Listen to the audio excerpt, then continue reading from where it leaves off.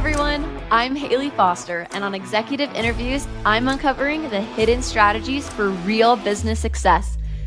Come with me as I dive into candid conversations with business experts that might just change how you define success. Hello, and welcome back to Executive Interviews. My name is Haley, and I am so excited to have Fernando on with me today. I wanted to give you a little bit of an introduction of who Fernando is. He is the CEO of Top Notch Finders, a franchise of Sanford Rose for manufacturing companies located in the U.S.-Mexico border region, Mexico and LATAM. A LinkedIn top voice with over 30 years in executive search, recognized by Forbes for 5 years in a row as leading one of the best recruiting firms in the Americas. His passion lies in creating unparalleled experiences for clients and candidates alike. In today's age of personalization, he specializes in helping companies not just find talent, but in crafting unique, tailored experiences that enhance their employment brands. By leveraging AI, human insights, and a deep understanding of emotional intelligence, he guides businesses in mastering personalized customer experiences, a key driver of success in our digital era. He has a multilingual background and cross-cultural expertise that enable him to bring a global perspective to the art of personalization in business. Fernando, we are so excited to have you here today. Welcome to the show. Thank you so much. I'm really honored. I feel really honored to be on your podcast. We are so delighted that you're joining us today. So today we want to discuss a really crucial topic for any business, and this is creating personalized customer experiences in the digital age. Fernando, could you tell us why personalization is so important in today's business landscape? Yeah, but it seems like contradictory because for one end, you have artificial intelligence, which is not human. And then on the other side, you're talking about personalization. And it's like, okay, are we personalizing and are we using artificial intelligence? This doesn't seem to match, but it does. It does. If you use your human intelligence in the proper way to utilize the artificial intelligence as a tool in your personalization efforts. Personalization is no longer just a nice to have feature that is good to have. It's really a core business strategy. It's the way that you can differentiate yourself from any other competitors, whether you're a podcaster or you're an entrepreneur, a founder, whatever is your target audience, your listeners, you have, if you devote the time to personalize your experience for them, they will be seen like listened to, understood, and mainly valued. That's the critical piece, that they feel valued in your efforts. I love that. I think it's so important for, like you said, that value. Like I know with like email marketing, we want to make sure that we provide value. And we don't just want to sell, but you really want to make sure that people have that value in and they understand the value in whatever you're doing as a business. So how can our listeners implement that personalization into their business or podcasts? Personalization is about, as I said, a business strategy. So the first thing is have in mind that you really want to have a deep understanding of your customers. If you don't want to have a deep understanding of your customers, you're not going to be able to personalize. How are you going to personalize about people that you don't know? How are you going to personalize if you don't listen to your needs, their needs and expectations? So you have to go way beyond demographics. You have to think about preferences, aspirations, pain points, and especially behavioral insights. Those are the elements that are going to give you the tools, the ammunition to really build on a good strategy for your listeners and your customers. I love that. That makes so much sense. So like once you have this understanding, you understand who your customer is, some of the different things that they're looking for maybe in your market. What's the next step? Well, I think that there is not a one-size-fits-all strategy. It's not like a cookie cutter that you're going to use and all my listeners are going to have this and all my customers are going to like that. You have to really map. You really need to do like a journey mapping of your customers. So you really, if you have younger generations and you have people, baby boomers, you have to find out what are they looking for, why are they tuning in with you, what are they looking for with you. Then you have to tailor your strategy to the different demographics, but also pinpointing, like I said, their aspirations and preferences and behaviors and pain points. So you look for personalized touch points. You look for special content recommendations. You look for having a very well defined human touch in your email communication. Because what happens when you receive a artificial intelligence generated email? Delete, delete, delete, delete. I don't care who's this. I don't, because it's not for me. It's for a bunch of people. But if you find a way to use the artificial intelligence to personalize your email and make it look like a human email, then they might be more open to consider it and to see it. When you have a specific product or services recommendations, when they go to your website and you provide a unique experience, like you are thinking ahead on the people that you're going to visit your website, this audience, then you create a unique experience for them right from the get-go. And then the customer service interaction, especially for podcasters and business owners that are solo owners, there is nothing better than a real customer service interaction live, like face to face or online, like this one with you. Like you're seeing me. This is not an avatar. This is not a avatar generated profile. This is a human being telling you who I am, what I do, right in front of you. That there is nothing that can ever replace the human interaction. I love that. Yeah, human connection is so important. And I think you can relate as a business owner. When people see the man behind the business, it's going to help in so many ways for them to convert and them to understand where you're coming from. So I love that. I think that's incredible advice. Yeah, and you know what? At least in my experience, I'm a baby boomer, so I'm not exactly the postal image of technology and artificial intelligence. The fact that I'm working with artificial intelligence and automation, and I'm setting up SOPs for my business, even though I'm 60 years old, that tells that if I can do it, anybody can do it. Anybody, but it requires humbleness. You need to be open to learn. You really need to be open to implement accelerated learning, agile learning, constant learning, and make learning your driving force. Whether you call it accelerated, ultra learning, whatever you want to call it, if you're open to learn, there's always a good path for you. Oh, I love that. Learning is so important, especially as a business owner. You need to be aware of evolving trends and new things in your industry. And how do you stay up to date on that? I team up with the artificial intelligence experts. We find things to trade. They maybe don't know much about businesses or target audiences. Like you're an expert in marketing. So whenever I'm sure that you have a team of people that help you present the best possible podcast.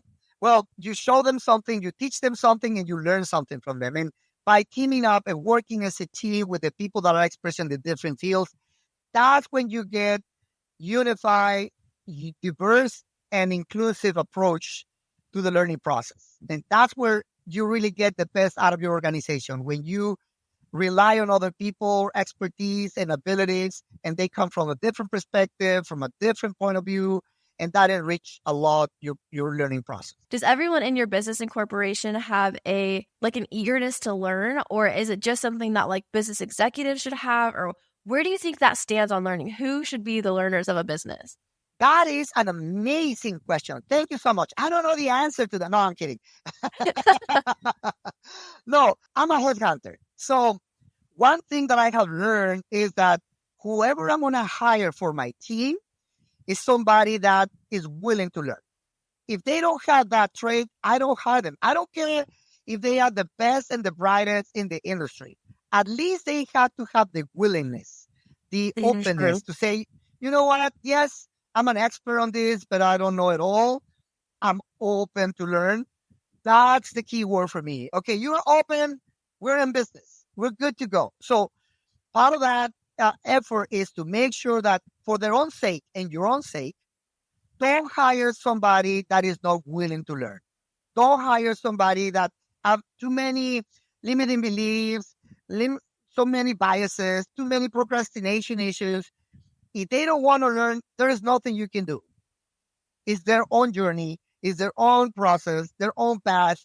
But if they were like, I don't know, but I'm open, run business. I can teach you. I can help you. I can show you the way. I love that. I think one thing that I love about business and that really drew me to business when I was kind of deciding like what career path I wanted was that business is always evolving. It's always changing and there's always more to learn. And so I think, like you said, that's such an important thing to look for when you're hiring an employee and a team is someone that's willing to put in that extra effort. There's traditional ways, but especially as we've talked a little bit about AI today, the business world is evolving like crazy. And so to be able to have that skill set is so incredible. So we've talked a little bit about like AI and how just the environment of business is evolving. Can you share like how you see personalization like evolving in the future? Well, I think that that is a very critical point. I'll say that there is always a combination: artificial intelligence, the Internet of Things, the metaverse, and the human intelligence, whether we call it emotional, cultural, DEI, cognitive, whatever way or form of human intelligence, the combination of the two, where you are using the technology, not the technology using you. I think that's the key. I see many business owners that invest so much money in technology, but they don't understand it. They don't really care about it. They just want to use it and think that it's going to reproduce, it's going to create so much money for them that they don't understand that a critical point of the artificial intelligence is not just to invest on it, it's really have a readiness on your side to be like, okay, what is my level in the use of understanding of this technology? Who can teach me to become a better user of this technology? Because if I'm not evolving into a better user, I'm going to get stuck. And I'm going to be like blaming all the bad things that happens into my business to the technology because I don't understand it. So it's easier to blame it on somebody else or something else than on ourselves. But part of the process is, okay, if I'm going to learn about machine learning, okay, maybe I don't need to program, but I need to understand how programmers think and how they can help us reach out to this audience, this specific audience, and create something specifically for this audience and make it in a way that is appealing, attractive, that is showing insights, that is showing takeaways for people that people can use in their own journeys. I think that's, in other words, artificial intelligence, machine learning, Internet of Things, the metaverse are as good as your willingness to create a unique experience for your audience. If you don't use it in that purpose, you're cooked. You're done. It's not going to work. I love that. I think that's incredible advice. The world is evolving so much and we need to be on our toes. I had a previous CEO at a business I worked at who talked about how he was watching The Little Mermaid with his daughter. And Oh, he talked about how he loved the line that said, she wants to be part of their world. And as business leaders and entrepreneurs and marketers, we need to be part of the consumer's world. And right now, that's technology. That's AI. That is utilizing resources within Meta. And it can be overwhelming. It's such a daunting task. But I think there's so many amazing resources. Like the internet, yes, it's scary, but it's got incredible resources. We have YouTube and we've got experts on YouTube who are training us on how to use these tools, and they're finding these things and it's all at our fingertips and it's free. We just need to take the time in our day to learn about the evolving technologies that we have to offer our businesses. I cannot agree anymore with what you say, Haley, because you can even find Harvard, MIT, whatever Ivy League school offering you free courses of anything you want.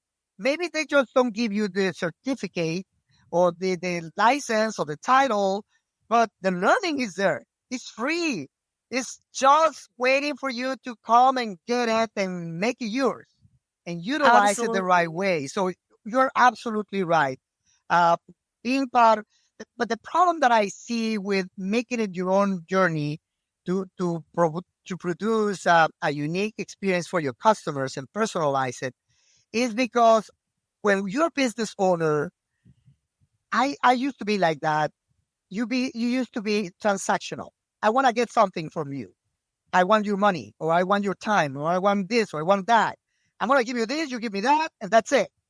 And that transactional approach really hurts your own business because when people realize that you're in there because you have a very well defined interest, but you don't care about them, that doesn't create the trust. That doesn't create the loyalty. That doesn't create the relationship that you really need to develop with your customers.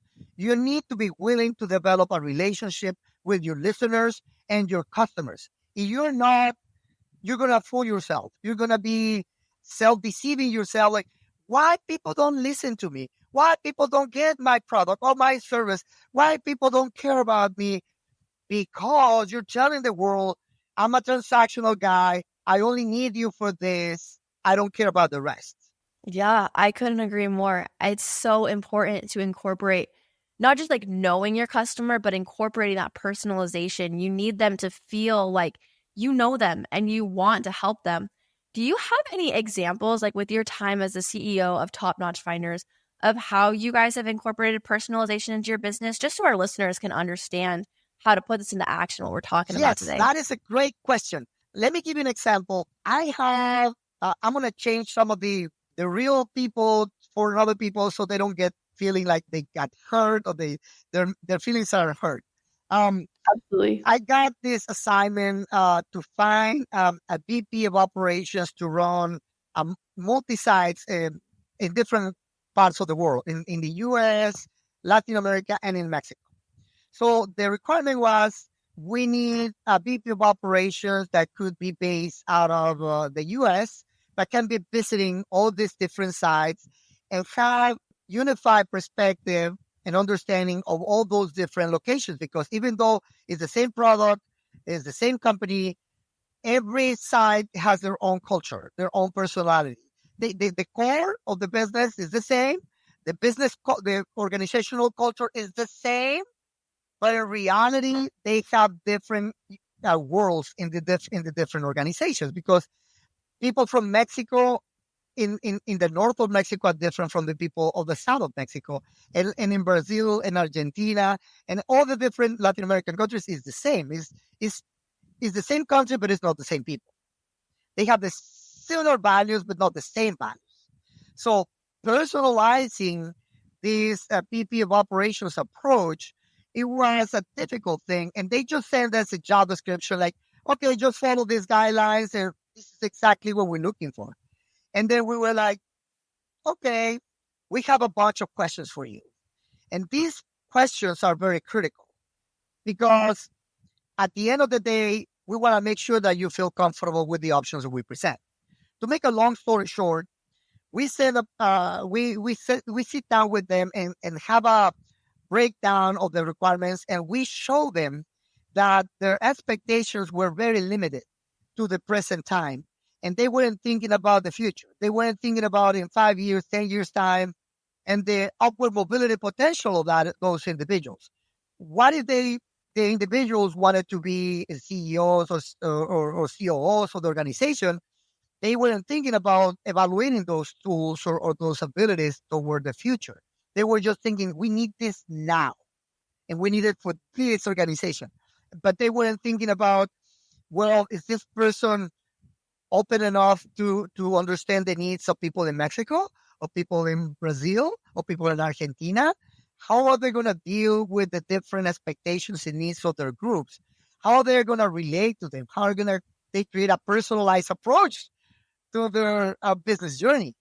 They are using just this cookie cutter, but it's not going to work out for everyone. So we have to add a bunch of things that make it global, but at the same time personalized to the different needs. So okay, you need to find these traits, you need to find these traits, and these traits. You see, this is the job description, this is the new job description.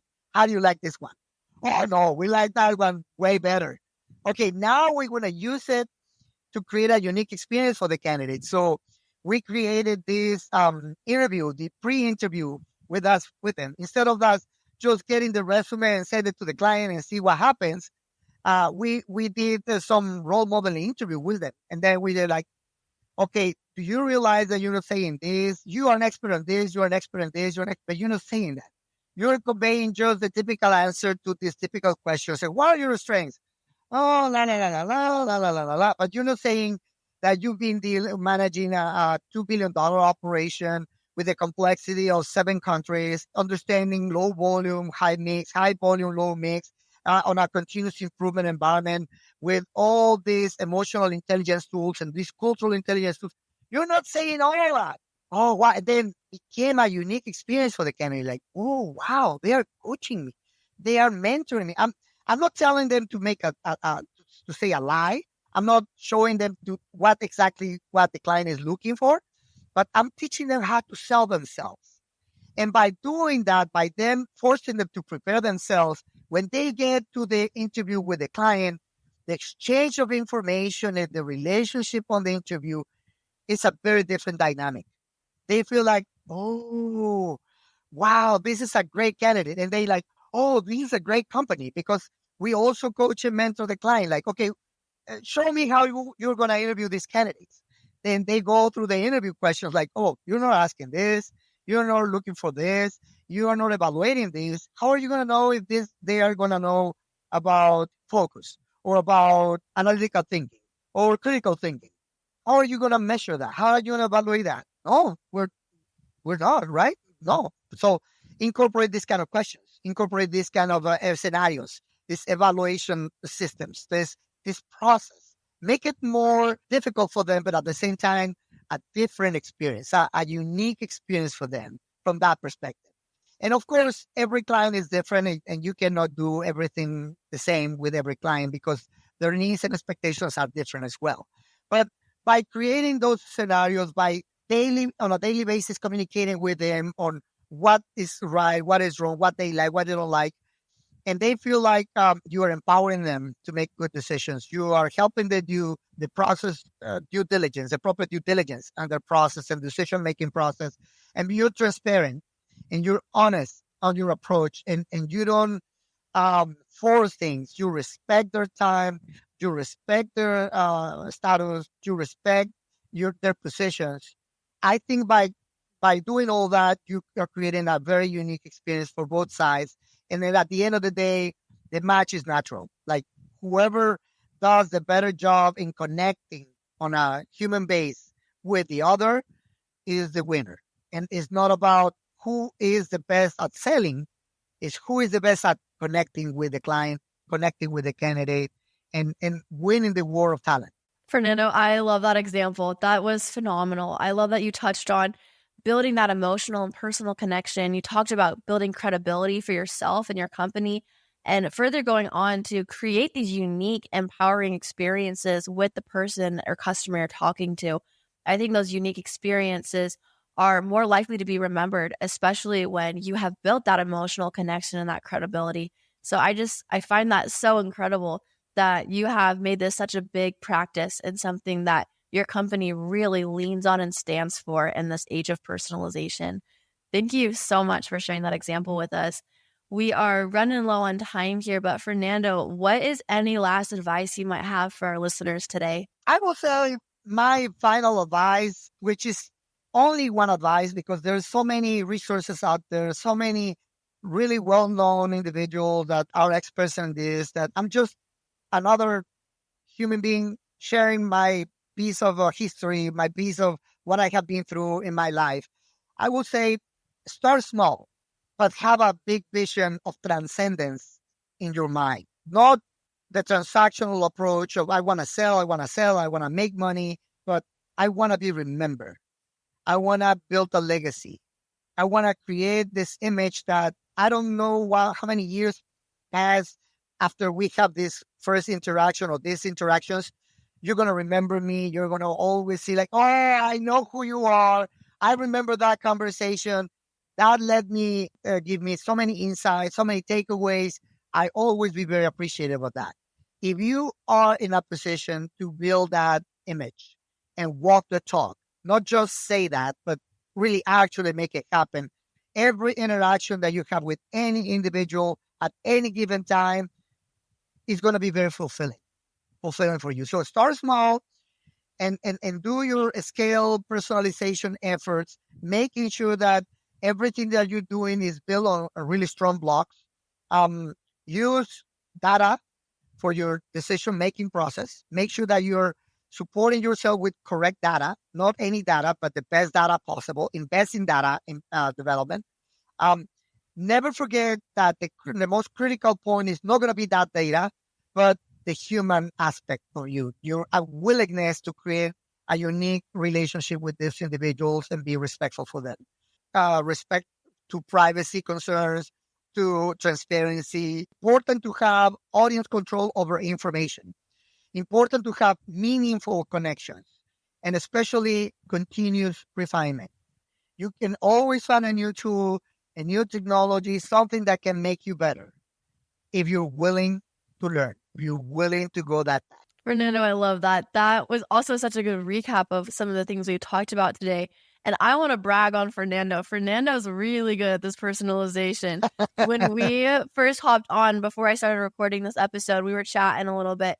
And Fernando is so genuine in his approach. We were talking about where he's from and one of my favorite restaurants. And Fernando, like without even hesitating, was like, next time you're in the area, like, I know where to take you. I know like this food shop is better. And like, it was a genuine invitation and it made like, we had a connection. And when we form that connection, it makes me more likely to be like, oh, my friend Fernando. And it's not just this person on my podcast or this person I'm interviewing, but he was able to really do what he preaches.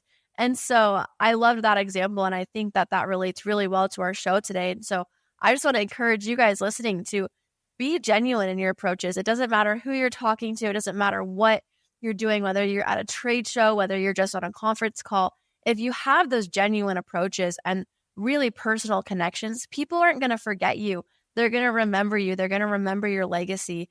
And so I hope you guys have enjoyed hearing from Fernando as much as I have. Fernando, where can we hear more about you and learn more from your work? Well, thank you so much for this opportunity to be with you. And like you said, you also feel like you look like a very genuine people. I'm really excited about this invitation. You can always find me in LinkedIn with Fernando Espinosa. And you can always find me on my website at www.topnotchfinders.com, which is going to be a new one in 3 or 4 months. We are like integrating the metaverse and AI and so many good things that the current website is like old, like really, really, really old. So stay tuned. In 3 or 4 months, we want to walk the talk with our website. That is so exciting. We will definitely be following along with you and Top Notch Finders journeys, Fernando. We're excited to see that new launch. Thank you all so much for joining today and for listening. We are so happy to have had Fernando on this episode of Executive Interviews. And just remember, in this digital age, personalization isn't just nice to have. It is essential for your success. So let us know how you implemented some of the things you learned today in this episode. Until next time, this is Executive Interviews. Thank you so much. Thank you.